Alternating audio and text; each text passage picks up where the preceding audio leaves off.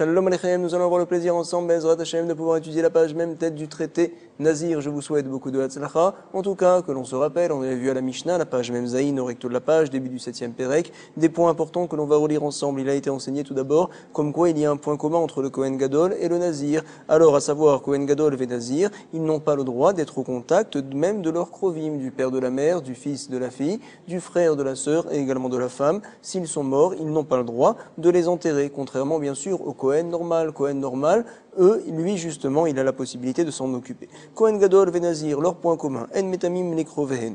Est-ce qu'ils peuvent s'occuper d'un met mitzvah, un mort dont personne ne s'occupe? Par exemple, ils l'ont trouvé dans une vallée. Oui, ils font une telle chose, aval metamim, les met mitzvah. Point. La Mishnah continuait et finalement la Gemara s'était demandé d'où c'est que l'on a appris au sujet du Nazir et au sujet du Kohen Gadol, comme quoi ils peuvent se rendre au tamé, s'impurifier, lorsqu'il y a un met mitzvah et que personne ne peut l'enterrer à part eux.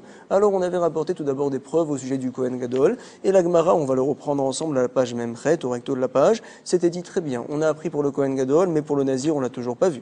Alors au milieu de la page Memchet, au recto, on va le lire ensemble. Ashkaran Kohen Gadol, Nazir Minalan. Alors on a rapporté une braïta, et donc on va la lire ensemble, justement, le début en tout cas.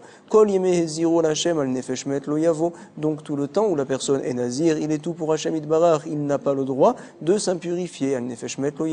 En tout cas, je pourrais croire, tu sais, même au contact d'un animal mort, il n'aurait pas le droit. Donc c'est ce que l'on rapporte ici, parce qu'un animal est également considéré comme nefesh. On a appris ça justement dans un pasuk, bemashma, comme il est dit du reste dans le pasuk, makenefesh behema, etc. Celui qui a donc tapé un nefesh behema, qui l'a tué, il devra rembourser au propriétaire. En tout cas, c'est appelé nefesh. On te dit non. Talmud lomar, al nefesh, met loyavo.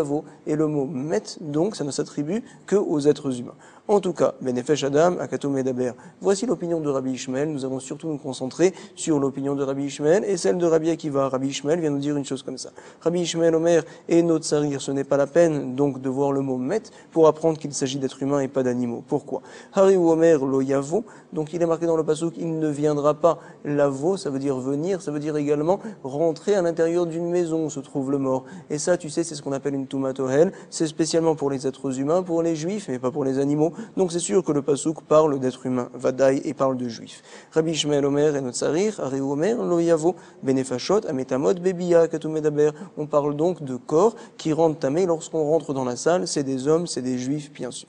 En tout cas, Rabbi Ishmael, il va faire un limout particulier. Les aviv ou les immo, et no metame, aval metamehu, les met mitzvah. Pourquoi est-il marqué les aviv ou les immo? Il ne se rendra pas tamé pour son père et pour sa mère. Pour nous dire, tu sais, pour son père et pour sa mère, il ne se rendra pas tamé. Par contre, pour un met mitzvah, oui, il pourra le faire. Point.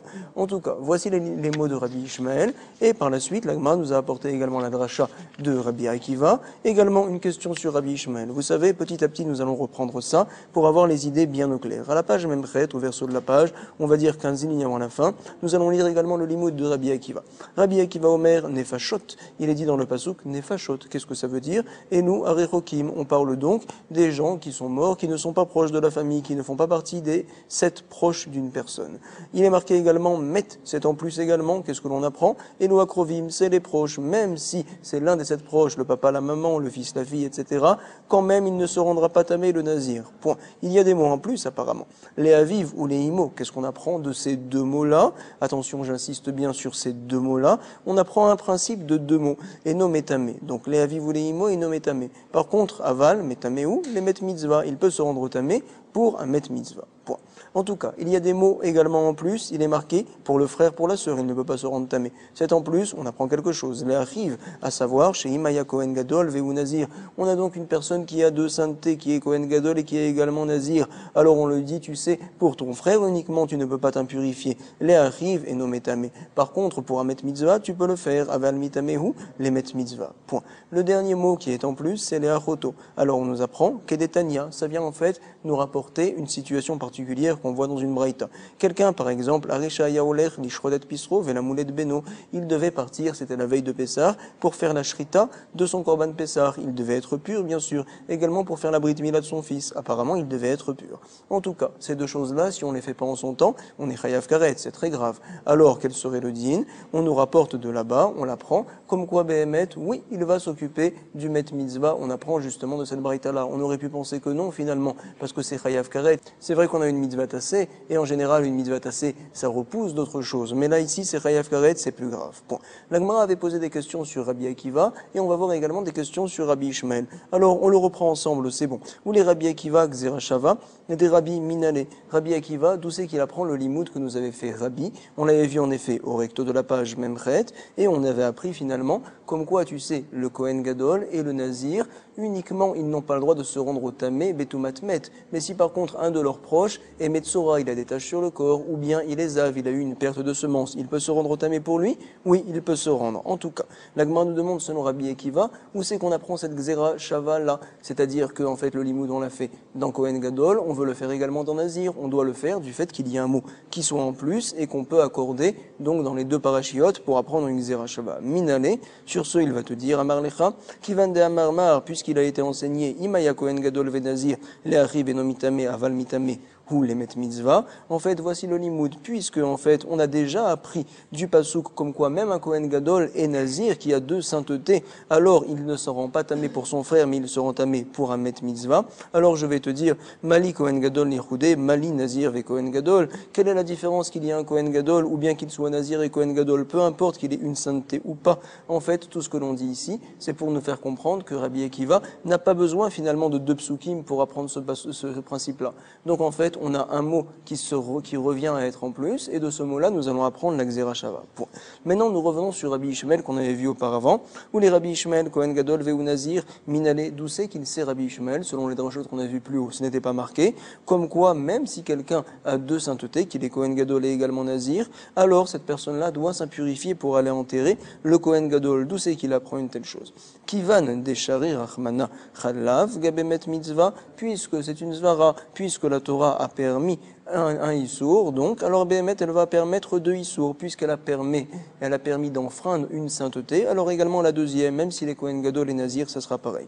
Kivan de Shari Rachmana Chadlav, Gabémet Mitzvah, Mali Chadlav, qu'est-ce que ça peut faire que ça soit un Issour, ou bien deux Mali, Train Lavin, point. Et donc la Gemara demande finalement, selon Rabbi Ishmael, puisqu'on a appris que même s'il est Nazir et même s'il est Kohen Gadol, il va se rendre au Tamé pour un Met Mitzvah, comme on vient de le voir ici, alors finalement, tu sais, je n'ai pas besoin d'avoir le Pasuk Le'achoto pour apprendre que quelqu'un qui va faire son Korban Pessah, qui va faire la Brit Mila, alors quand même il s'occupe du Met Mitzvah, c'est pareil, nous dit la Gemara, je n'ai pas besoin de ce Pasuk-là, si déjà dans le Kohen, et qui est Nazir, Kohen Gadol, alors on lui dit de s'impurifier, à plus forte raison, celui qui va apporter son Korban Pessah, apparemment, Aroto, Lamali, nous dit la Gemara, non. Salkalata Ramina, j'aurais pu croire, tu sais, quand est-ce que la Torah permet, qui Shari Rachmana le Met Mitzvah, au sujet de Nazir ve Kohen. Pourquoi? Parce que c'est des lavim de la Torah, tout simple, mais il n'y a pas de chiyuv karet si jamais, donc on enfreint ces choses-là.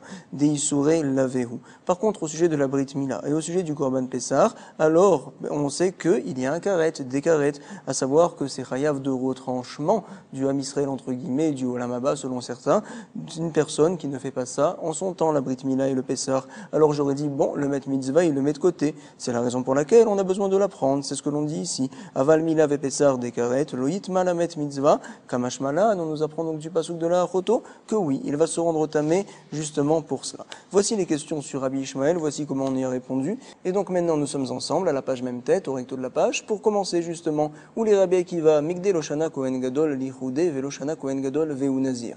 Selon Rabbi Akiva, puisque Migde, finalement selon lui, Rabbi Akiva, on avait dit il n'y a pas de différence entre un Kohen Gadol tout simple et un Kohen Gadol qui est Nazir finalement.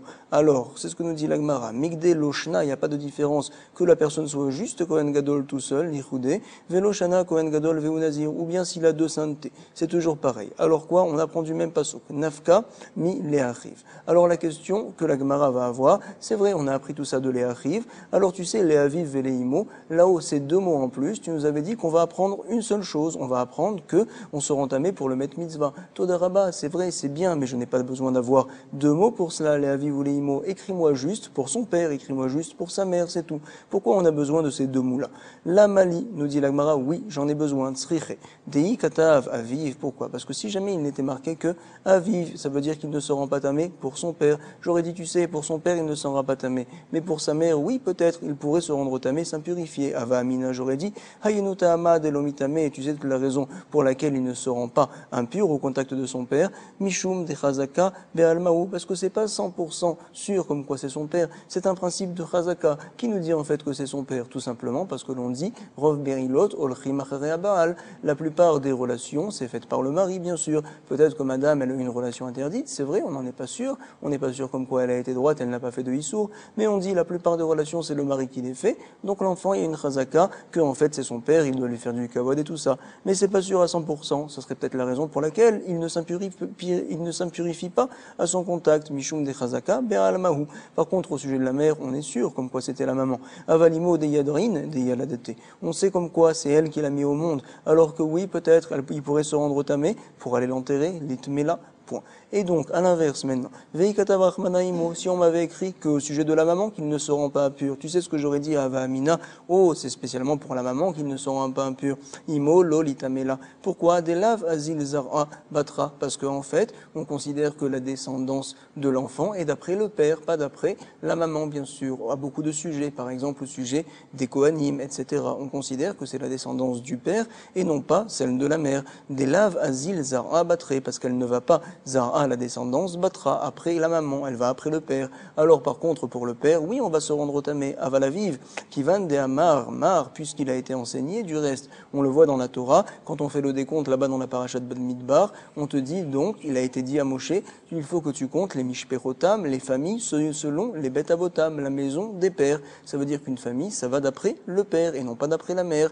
Et ma'alitamele, alors peut-être vais-je dire, comme quoi en effet, il faudrait que ce nazir-là se rende au tamé pour le papa. C'est la raison pour laquelle il est marqué dans la Torah Aviv veimo kamashmalan que non. Point. En tout cas, nous avions bien vu à la page Memchet, au verso de la page, comme quoi Rabbi Akiva fait une dracha du pasouk où il est marqué au sujet de Nazir, Alkol nefashot met, loyavo. On peut du reste relire les premiers mots. Il était marqué 15 lignes avant la fin au verso de la page Memchet.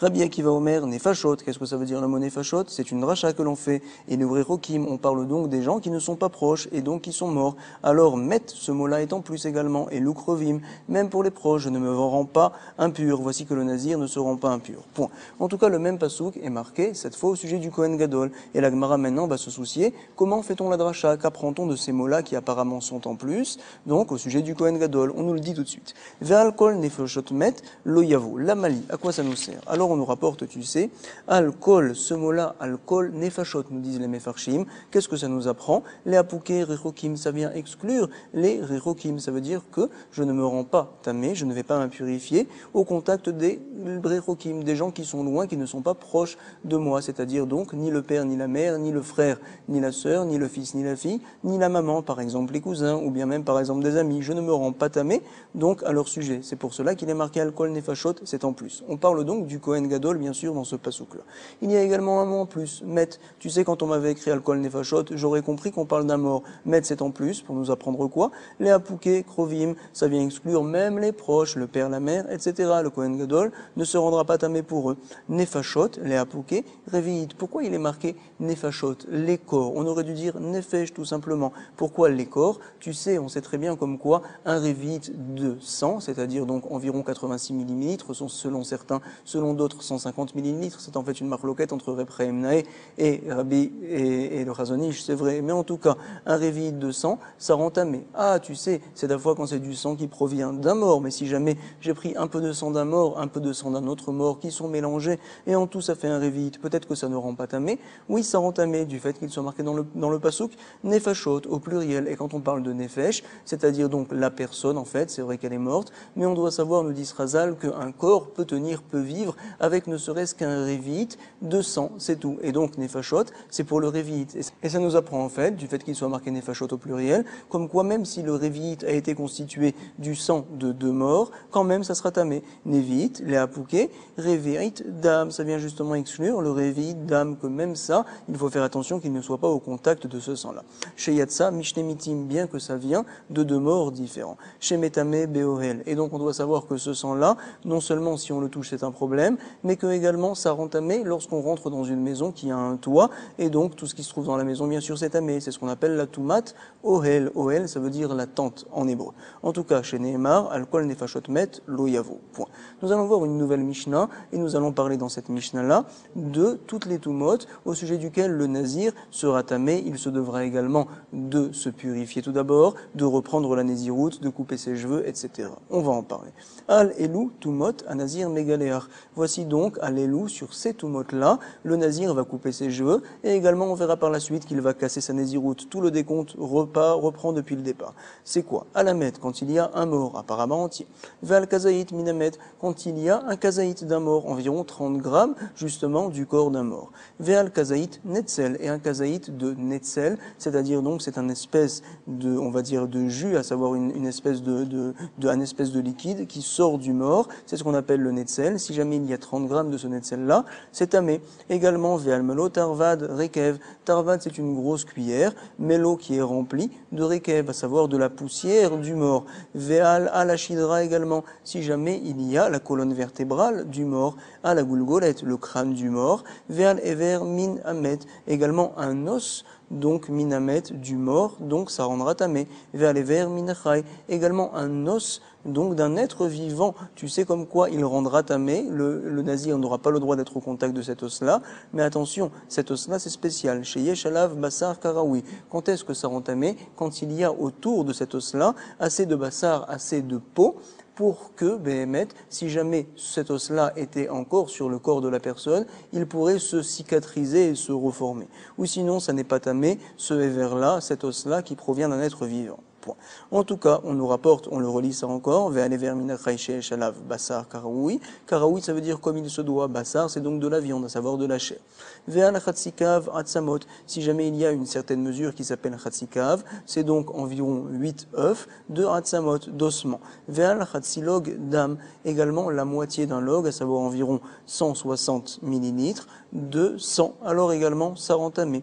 Ve'al magaan, ve'al masaan, ve'al oelan. On doit savoir que ça rend tamé qu'on le touche, magaan, ve'al masaan, même si on le porte bien, qu'on ne le touche pas, ve'al ohelan, même si donc ça c'est dans une tente et que je rentre dans la même tente, bien que ne l'ayant pas touché, je serai tamé, c'est la tomate oel. Ve'al etzem keseora, on doit savoir qu'un os quand il est entier, alors quand il est même petit keseora, donc seor c'est une graine d'orge, quand même c'est tamé. Al magao ve'al masao. Alors là par contre cet os là, ça ne sera tamé que si jamais on le touche ou on vient le porter. Par contre ça ne sera pas tamé, tumat ohel. Voici tous les dynimes de la Mishnah. Allélu, sur tout cela on a dit le nazir va couper ses cheveux. Et donc qu'est-ce qu'il va faire? Un nazir mégaléar, il va couper ses cheveux, vémazé, bachelichi ou bachevi. On sait que lorsqu'on est impur, tumatmet, alors on se doit pour se purifier justement le 3e jour de jeter des eaux qui sont saintes, des eaux où on a mélangé du éfer apara, à savoir donc de la cendre de l'apara, de la vache rousse qui a été brûlée justement par les Kohanim. On jettera ces eaux-là, on fera donc ces ablutions, ou ces libations, je ne sais plus exactement le mot. En tout cas, on le fera le 3e et le 7e jour. C'est bon, après il sera pur. Ou mazé, bachlichi ou bachevi. Vesoter et takodmim. Bon, il a compté même 30 jours, 60 jours de nésiroute. Par exemple, il avait une longue nésiroute à faire. Alors ça casse tout, on reprend depuis le départ. Vesoter et takodmim. Ve no matril livnot. Limnot et là ad sheitaer vemevi korbanotav. Bon, quand est-ce qu'il reprend tout le calcul de sa nésiroute? Uniquement lorsqu'il se purifiera tout d'abord au bout de 7 jours et lorsque le lendemain il apportera les offrandes de tout nazir qui seront tamés. En tout cas, bien sûr, on doit savoir que les offrandes, il y a également le korban hacham qui doit être apporté, outre le korban khatat. Tanoura Banan nous rapporte la braïta, donc on est dans la Gemara. Achar petirato chez Rabbi Meir, il y a une histoire, on savait que Rabbi Meir était donc, on appelait Rabba également Oker Harim. Il y avait donc une grande différence entre Rabba et Rav Yosef, on le voit souvent dans le chasse. Rabba, il était Oker Harim, entre guillemets, il déracinait les montagnes. Et Rav Yosef, non, au contraire, il était baki, il connaissait beaucoup de choses, il avait un raisonnement très précis, et donc, Béhémet, ils étaient tout à fait différents, mais la Gemara a dit comme quoi les deux, ils étaient très grands, c'est vrai. Cette même différence-là, on peut dire, on la voit entre Rabbi Meir et Rabbi Yehuda. La halakha, en général, on la fixe tout le temps, comme Rabbi Yehuda contre Rabbi Meir. Pourquoi? Une des raisons, c'est que Rabbi Meir était tellement grand, était tellement profond, qu'il arrivait donc à nous faire des raisonnements tout à fait très très durs, qu'on avait des fois beaucoup de mal à comprendre. La Gemara nous rapporte que quelque chose qui était tamé, il arrivait à rapporter des dizaines et des dizaines de de preuve comme quoi cette chose-là, elle serait pure, bébé. Rabbi Meir était très profond. En tout cas, qu'est-ce qu'il s'est passé lorsqu'est parti de ce monde-là Rabbi Meir? Tanu Rabbanan achar petirato. Chez le Rabbi Meir, on doit savoir qu'un juif est à plus forte raison vadaï un chacham, donc un gadol. Rabbi Meir, quand on dit qu'il est mort, on ne dit pas met, on dit qu'il est patour, à savoir qu'il est patour des mitzvot, c'est vrai, mais il est encore vivant dans le monde futur, vadaï, comme quoi il est là. Donc on sait très bien comme quoi les tzadikim, ils sont considérés comme vivants, bien qu'ils sont morts. En tout cas, achar petirato chez le Rabbi Meir, que s'est-il passé? Voici que Rabbi Yehuda ne voulait pas les élèves de Rabbi Meir, il avait peur d'eux, parce qu'ils vont donner des grandes questions, ils vont approfondir énormément, ils risquent de casser notre étude, pensait Rabbi Yehuda. Amar lahem Rabbi Yehuda, les Talmidav, il a dit à ses élèves, Ali Kansu, Talmidei Rabbi Meir, qui ne rendent pas les élèves de Rabbi Meir, ici dans de Beth Midrash, Nekan. Pourquoi? Mipne Shekanterin Hen, parce qu'ils viennent justement pour poser des questions et pour chercher des problèmes. Velo lilmod Torah en baim. Il est très dur, Rabbi Yehuda, il dit, ils ne viennent pas pour apprendre la Torah, à savoir, ils viennent pour poser des questions très difficiles et faire des problèmes. À savoir, comme quoi, la Torah de Rabbi Yehuda, ils ne veulent pas l'apprendre telle qu'elle est enseignée par Rabbi Yehuda. Et là, les kapecheni ba'alachot, ils viennent justement pour me rendre intelligent et pour me bloquer, on va dire, sur les halachot, sur les lois henbaim. Dachak Sumrous, qu'est-ce qui s'est passé? Le grand élève de Rabbi Meir, Sumrous, il a poussé et il est rentré quand même venichnas. Et donc, quand il était là-bas, il a dit à tous les élèves et à Rabbi Yehuda également, à Marlahem, car Shanani Rabbi Meir. Voici ce que Rabbi Meir m'a enseigné. C'est donc la partie de la Mishnah que l'on connaît tous. Alelu tum'ot, anazir megalelach. Voici donc les tum'ot, au sujet duquel le nazir va couper ses cheveux. À la mettre au sujet d'un mort, au sujet d'un kazaït du mort. Al kazaït minamet, 30 grammes du mort. Sur ce, Rabbi Yehuda a entendu cette Mishnah-là. Lui, il ne la tient pas de cette manière-là. Et donc, justement, il s'est énervé. Kaz Rabbi Yehuda vers Marlène, il s'est énervé, il leur a dit, mais attendez, Lokach amarti lachem, n'est-ce pas que je vous ai dit une telle chose de ne pas les faire rentrer, les élèves de Rabbi Meir, Ali Kansu Talmidei Rabbi Meir Lekan, Mipne Shekanterin Hen, parce qu'ils viennent faire des problèmes. Attendez, cette Mishnah-là que vient de dire Rabbi Meir, ça n'est pas comme ça qu'on doit l'enseigner. Pourquoi? Si déjà, donc, Al-Kazaït Minamet Megalear, il doit couper ses cheveux et reprendre sa nésiroute, si jamais il était au contact, donc, d'un Kazaït, d'un mort, à plus forte raison, d'un mort entier, à la mettre Lokol Sheken, c'est tout à fait évident. Pourquoi la Mishnah me répéterait, me dirait donc des choses qui sont évidentes, puisque déjà au kazaïd du mort, il doit reprendre sa nésiroute, à plus forte raison s'il y a un mort entier. Sur ce, Amar Rabbi Yossi, voici ce qu'a dit Rabbi Yossi, qui est donc un très très grand Tana également, Yomru Meir Shachav, voici ce que les gens vont dire après que Rabbi Meir soit mort. Ils vont dire, bon, Meir, il est mort, il s'est allongé, entre guillemets, Yehuda Kas, Yehuda s'est énervé, et Rabbi Yossi, il se tait, Yossi Shatak, alors Torah Maté Aléa, que va être la Torah finalement? Comme ça vont se dire les gens. Rabbi Yossi a compris que c'était à lui maintenant de répondre à ce qu'a dit Rabbi Yehuda. Amar Rabbi Yossi, lo nitzrecha ela. Lo ela, ça veut dire que nous n'avons besoin de cette chose-là dans la Mishnah que pour nous apprendre un chidouche. C'est quoi? Et là, la met shehen alav kazaït basar. Nous parlons ici d'un mort dont il n'y a pas un kazaït de basar, de chair. À savoir, on parle d'un néphel, d'un mort-né entre guillemets, et donc finalement il est tout petit puisqu'il n'a pas un kazaït. C'est pour cela que la Mishnah a besoin de nous enseigner. Tu sais, puisque finalement c'est un mort entier, en fait, c'est un néphel, c'est un mort-né qui est entier, bien qu'il est très maigre, qu'il n'est pas kazaït, puisqu'il est entier, c'est amé. Voici pourquoi la Mishnah s'est répétée finalement. Et la Lémet, chez Enalav, kazaït basar. Point. Ve'adaïn yomar, mais attends, encore les gens vont se dire, à savoir les élèves de Rabbi Yehuda, Alever mimenu, megaleach alkulo, lokol sheken. Si déjà donc, à l'éver, on sait comme quoi, s'il y a un os qui est entier, alors on doit couper les cheveux si on rentre dans une salle où il y a un os entier. À plus forte raison, lorsqu'il y a le corps entier du mort-né, vadaï qu'il y a des os qui sont entiers. Parmi ce corps-là, c'est tout à fait évident, on n'a pas besoin de l'enseigner. Al-Kulo lokol sheken. Et là, donc finalement, nous allons répondre Kedehama Rabbi Yochanan, comme avait dit Rabbi Yochanan également au sujet de la Mishnah là-bas de Masechet Ohalot. Il avait dit à ce même principe, l'onitzricha et la nefel, chez l'onit kashru evarav. Là-bas, donc, on parle d'un nefel, à savoir d'un mort-né, chez l'onit kashru evarav. C'est-à-dire que ces ossements, ces os, n'étaient pas nit kashru, ils n'étaient pas avec des guidim, avec des tendons et avec de la chair autour. C'est-à-dire en fait que c'était l'embryon au début de sa construction. C'est la raison pour laquelle je ne considère pas ça comme des os ossements. Et donc, finalement, on est obligé de m'apprendre dans notre Mishnah, encore une fois, que donc, lorsque l'on a un mort entier, ça c'est un effet, bien qu'il n'y ait pas de kazaït, bien que les autres ossements ne sont pas entourés de guidim, de tendons, ils n'ont pas un digne d'ossement, mais quand même c'est tamé, parce que c'est entier. Comme ça donc, nous venons de répondre. Achanami, benefel, shalonit kashrev rav, begidim. Point. Rava va expliquer différemment. Rava amar, lonitzrecha, et là les rov minyano, vele rov minyano, shen baem, rova atzamot. Rava va répondre différemment à la question de Rabbi Houda. Il va dire comme ça, tu sais comme quoi c'est vrai, un os tout seul, il rend tamé quand il est entier et quand il a des guidim et qu'il a de la chair, quand il y a des tendons, qu'il y a de la chair également. Si par contre donc on a des ossements qui n'ont pas de chair et de tendons, quand est-ce que ça sera tamé? Uniquement, on l'avait dit, quand il y a chatzikav, environ une mesure de 8 œufs. Ça veut dire qu'en fait, c'est une grande mesure. Alors, dans un cas où je n'ai ni l'un ni l'autre, est-ce que ça sera tamé? On nous apprend ici de la Mishnah que oui, quand c'est shalem, ça sera tamé. Par exemple, ça veut dire quoi shalem, pense Rava, lorsqu'il y a rov binyano, verov minyano. Soit il y a rov minyano, à savoir la plupart de la construction de l'être, à savoir qu'il y a les hanches et également les jambes, le début des jambes, on va dire, qui est proche des hanches de cet être-là, par exemple le néphel dont on parle ici, alors Behemet, ça sera tamé. Ou bien les rov minyano, il y a 125 os, ça veut dire la plupart des ossements. En effet, on en a dans le corps 248 os. Alors s'il y a 125 os, quand même ça sera tamé, c'est la raison pour laquelle il est marqué dans la Mishnah, la met, tout simplement. Comme ça, Rava vient répondre. Donc encore une fois, il a la rov minyano, ve la rov minyano, shen, baen, rova atzamot. Bien qu'il n'y a pas la quantité de rova atzamot, comme on l'avait dit, quand même ça sera tamé. En tout cas, j'espère que l'étude, ça nous a purifié au contraire. Chazak u baruch, toda rabba, bonne révision, kol tov.